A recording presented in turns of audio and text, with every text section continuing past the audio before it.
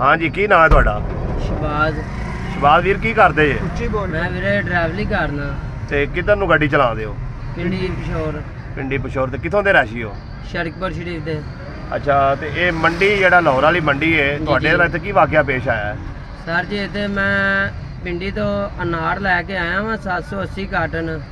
ठीक है, ठीक हो गया। ते मैं सारे राह माशाल्लाह ठीक आया वां।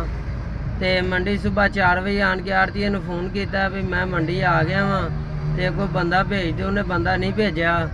ठीक है, ते लिहाजा गल मैं फिर उत्थे रस्ता बंद सी, मैं उन्हें फोन किया मैं यार रस्ता बंद है, मैं दसो की करा। उन्हें कहा उत्थे गड्डी साइड ते ला दिओ ते उत्थे खड़े होइओ।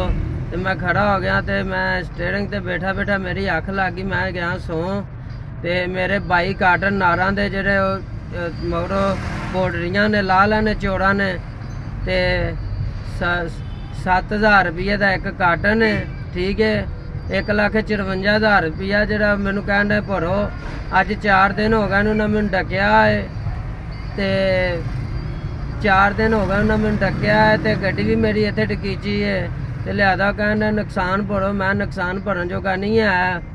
अच्छा ये दसो कि ये मिसाल जेड़ा बंदा इत्थे गड्डी लैके नवां आवे माल लैके जी जी ओनू तुसी की सिक्ख्या इथों की एहतियात करना चाहिए आगे? भाईओ इत्थे आवे ते इत्थे खास ध्यान रखे ते बड़े कुड़ी होए माल ला लेंदे ने। ड्राइवर लिहाजा सोवे ना, गड्डी दे कोल मौजूद रवे तां उंदा माल बच सकदा है। बैटरियां ला लेंदे ने, जैक राड़ पाना कढ़ लेंदे ने। ठीक है, ड्राइवरां को पैसे उंज भी खो लेंदे ने हत्थी पै के। ड्राइवरां नूं छुड़ियां भी मारते ने। मेरे नाल दी गड्डी एक खलोती सी, उन्हें छुड़ियां मार के उंदा 80,000 रुपया भी लै गए ने। ये सर जी अज तो 2 दिन पहले दी गल है। ठीक है, 2 दिन पहले दी गल है ते ड्राइवर को पैसे भी लै गए, नाले उन्होंने मारिया कुटिया ने। ठीक है, ड्राइवर ने थाने गया दरखास्त लिखवाने वास्ते, लेकिन पुलिस वाले ने दरखास्त नहीं जमा की।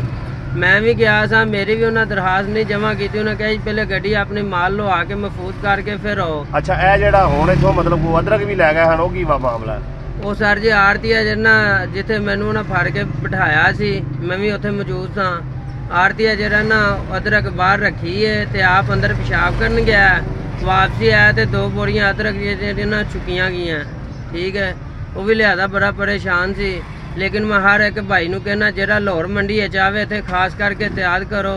इत्थे बड़े बगैरत लोग ने, समान गड्डियां तो ला लेंदे ने। ड्राइवर बहुत ज्यादा परेशान हुंदे ने, बहुत ज्यादा माल उतरदा है। कैमरे कुछ सिक्योरिटी कोई शय नहीं?